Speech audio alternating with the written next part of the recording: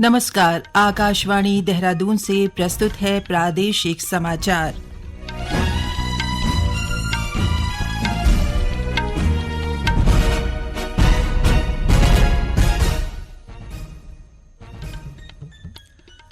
पहले मुख्य समाचार। अल्मोड़ा में 1500 मेगावाट के 2 पंप स्टोरेज निर्माण के लिए प्रदेश सरकार ने 15,000 करोड़ रुपए का अनुबंध किया। वैश्विक निवेशक सम्मेलन को लेकर मुख्यमंत्री पुष्कर सिंह धामी ने नई दिल्ली में रोड शो किया। कहा, प्रदेश में निवेश के लिए बेहतर माहौल उपलब्ध कराया जा रहा है। केंद्र सरकार ने उज्ज्वला योजना के लाभार्थियों के लिए एलपीजी सब्सिडी प्रति सिलेंडर 100 रुपये बढ़ाई और स्वास्थ्य सेवाओं को आम लोगों तक पहुंचाने के लिए विभागीय अधिकारी प्रदेश के विभिन्न जिलों का दौरा करेंगे।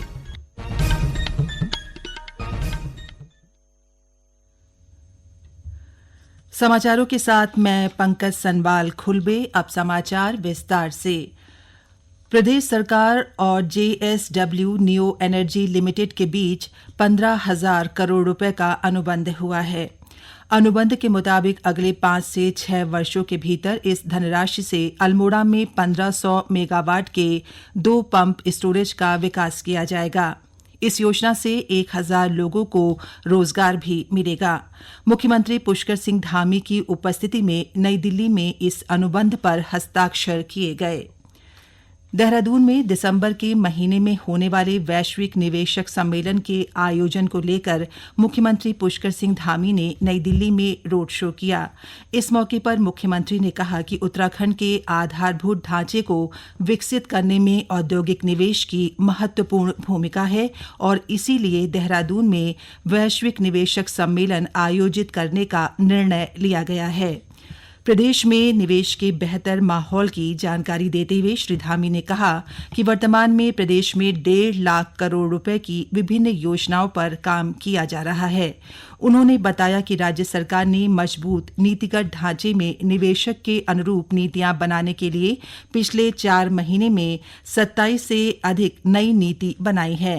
श्री धामी ने कहा कि विश्व स्तरीय पर्यटन स्थल होने के साथ ही उत्तराखंड खाद्य प्रसंस्करण, ऑटो कंपोनेंट विनिर्माण, शिक्षा और स्वास्थ्य जैसे अनेक क्षेत्रों में निवेश के लिए औद्योगिक जगत का एक पसंदीदा स्थल है। उन्होंने कहा कि राज्य में आने वाले लोगों के लिए बेहतर सुविधा उपलब्ध कराने के लिए सड़क, रेल और हवाई कनेक्टिविटी को मजबूत किया जा रहा है। कैबिनेट मंत्री प्रेमचंद अग्रवाल ने कहा है कि नरेंद्र मोदी के प्रधानमंत्री बनने के बाद देश के गरीब वर्ग का उत्थान हुआ है। उन्होंने कहा कि वर्ष 2014 के बाद केंद्र सरकार ने देश में विभिन्न योजनाओं के जरिए गरीब लोगों को समाज की मुख्यधारा में जोड़ने का काम किया। वे आज ऋषिकेश की नई जाटव बस्ती में आयोजित सेवा पखवाड़ा कार्यक्रम में बोल रहे थे। इस दौरान श्री अग्रवाल ने नई जाटव बस्ती की गली संख्या 2 में लगभग 150 मीटर क्षतिग्रस्त सड़क का पुनः निर्माण विधायक निधि से करने की घोषणा की। कैबिनेट मंत्री ने इस दौरान सरकार की उपलब्धियों और जन कल्याणकारी योजनाओं की जानकारी भी लोगों को दी। राज्य मिलेट मिशन के तहत मंडुवा समेत अन्य मोटे अनाज की खरीद बिक्री पर जोर दिया जा रहा है। प्रदेश में खाद्य विभाग के क्रय केंद्रों में मंडुवा की फसल की खरीद 1 अक्टूबर से शुरू हो चुकी है, जिसकी अंतिम तिथि 31 दिसंबर 2023 है। इसके साथ ही इस वर्ष रागी की फसल का न्यूनतम समर्थन मूल्य 3,846 रुपये प्रति क्विंटल रखा गया है। खाद्य मंत्री रेखा आर्य ने सोशल मीडिया पर पोस्ट कर ये जानकारी दी। उन्होंने अधिकारियों को फसल का मूल्य किसानों को निर्धारित 72 घंटे के अंदर देने के निर्देश दिए। उन्होंने कहा कि लापरवाही बरतने वाले अधिकारियों पर सख्त कार्रवाई की जाएगी। श्रीमती आर्या ने कहा कि मोटे अनाजों को आगे बढ़ाने के लिए राज्य सरकार तत्पर है। उन्होंने कहा कि मोटे अनाज के उत्पादन से पहाड़ी जिलों में हो रहे पलायन पर रोक लगेगी। प्रधानमंत्री नरेंद्र मोदी का 11 व 12 अक्टूबर को उत्तराखंड दौरा प्रस्तावित है। इस दौरान वे पिथौरागढ़ में जनसभा को संबोधित करेंगे और चंपावत के स्वामी विवेकानंद मायावती आश्रम में रात्रि विश्राम करेंगे। प्रधानमंत्री के दौरे को लेकर प्रशासन तैयारियों को अंतिम रूप दे रहा है। प्रधानमंत्री दौरे को लेकर चल रही तैयारियों का जायजा लेने आज कैबिनेट मंत्री गणेश जोशी चंपावत पहुंचे। इस दौरान उन्होंने मायावती आश्रम और हेलीपैड का निरीक्षण किया और अधिकारियों को आवश्यक दिशा निर्देश दिए। इससे पहले कैबिनेट मंत्री गणेश जोशी ने पिथौरागढ़ के लोहा घाट पहुंचकर प्रधानमंत्री नरेंद्र मोदी के प्रस्तावित दौरे को लेकर की जा रही व्यवस्थाओं का जायजा लिया। पौड़ी के जिलाधिकारी डॉ आशीष चौहान ने जिले में प्रधानमंत्री विश्वकर्मा योजना के बेहतर क्रियान्वयन के निर्देश दिए हैं। उन्होंने पुरुष कामगारों के साथ ही महिला कामगारों को भी इस योजना से जोड़ने को कहा है। पीएम विश्वकर्मा योजना के बेहतर क्रियान्वयन को लेकर आयोजित बैठक में जिलाधिकारी ने लोहार, बढ़ई, मिस्त्री, शिल्पकार और क्राफ्टमैन का काम करने वाले लोगों का सर्वे करने के निर्देश दिए। डॉक्टर चौहान ने खंड विकास अधिकारियों के माध्यम से विश्वकर्मा योजना के अंतर्गत चयनित कार्मिकों को प्रशिक्षण और जरूरी टूल किट उपलब्ध कराने के साथ ही योजना के तहत 2-2 लाख रुपए ऋण वितरित करने को भी कहा है। ये समाचार आप आकाशवाणी के देहरादून केंद्र से सुन रहे हैं। केंद्र सरकार ने उज्ज्वला योजना के लाभार्थियों के लिए एलपीजी सब्सिडी प्रति सिलेंडर 100 रुपए बढ़ा दी है। सूचना और प्रसारण मंत्री अनुराग सिंह ठाकुर ने बताया कि केंद्रीय मंत्रिमंडल ने प्रधानमंत्री उज्ज्वला योजना के लाभार्थियों के लिए एलपीजी सब्सिडी 200 रुपए प्रति सिलेंडर से बढ़ाकर 300 रुपए प्रति सिलेंडर करने को मंजूरी दी है। स्वास्थ्य सेवाओं का लाभ जनता तक पहुंचाने के लिए स्वास्थ्य महानिदेशालय के उच्च अधिकारी विभिन्न जिलों का भ्रमण कर स्वास्थ्य व्यवस्थाओं का निरीक्षण करेंगे।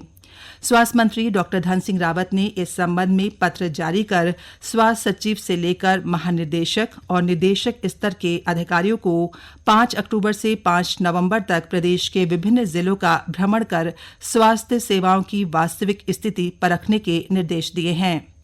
भ्रमण के दौरान विभागीय अधिकारी सभी जिला अस्पतालों, उप जिला अस्पतालों, सामुदायिक स्वास्थ्य केंद्रों, प्राथमिक स्वास्थ्य केंद्रों और वेलनेस सेंटरों में जाकर स्वास्थ्य सेवाओं की जांच करेंगे। इसके साथ ही अधिकारी स्थानीय जनता को केंद्र और राज्य सरकार के स्वास्थ्य के क्षेत्र में संचालित विभिन्न योजनाओं तथा सुविधाओं की जानकारी भी देंगे।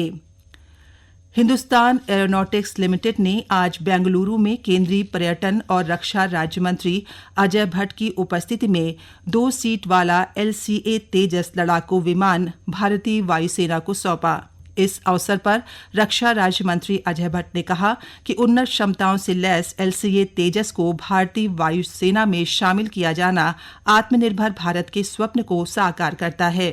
उन्होंने कहा कि ये एक महत्वपूर्ण उपलब्धि है जो स्वदेशी क्षमताओं को प्रदर्शित करती है।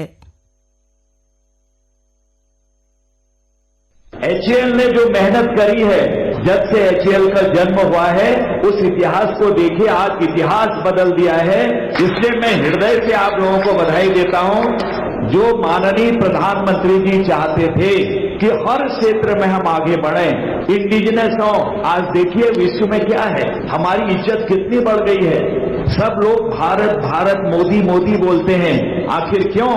क्योंकि मैनेजमेंट इतना पुख्ता हो रहा है कि आप जानते हैं कोई क्षेत्र पीछे नहीं है।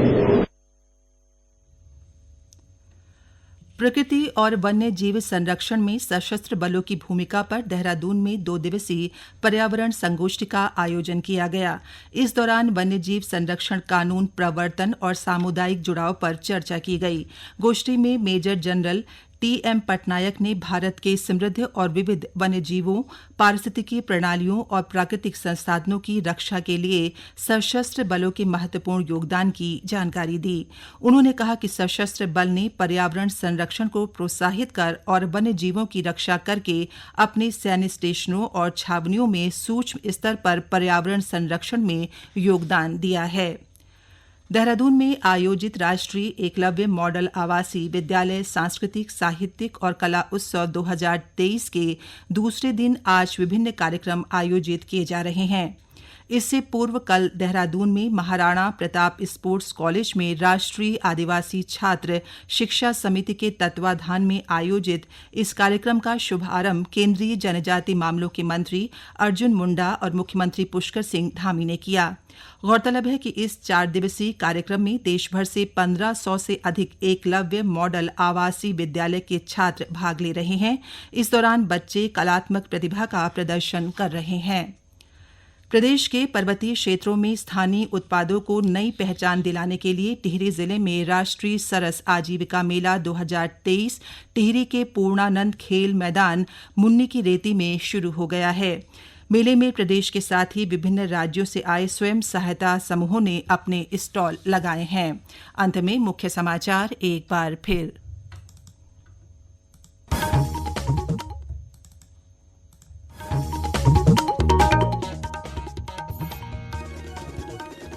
अल्मोड़ा में 1500 मेगावाट के 2 पंप स्टोरेज निर्माण के लिए प्रदेश सरकार ने 15,000 करोड़ रुपए का अनुबंध किया।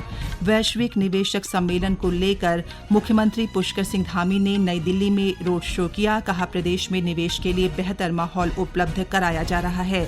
केंद्र सरकार ने उज्ज्वला योजना के लाभार्थियों के लिए एलपीजी सब्सिडी प्रति सिलेंडर 100 रुपए बढ़ाई। और स्वास्थ्य सेवाओं को आम लोगों तक पहुंचाने के लिए विभागीय अधिकारी प्रदेश के विभिन्न जिलों का दौरा करेंगे। इसके साथ ही प्रादेशिक समाचार का ये बुलेटिन समाप्त हुआ। नमस्कार।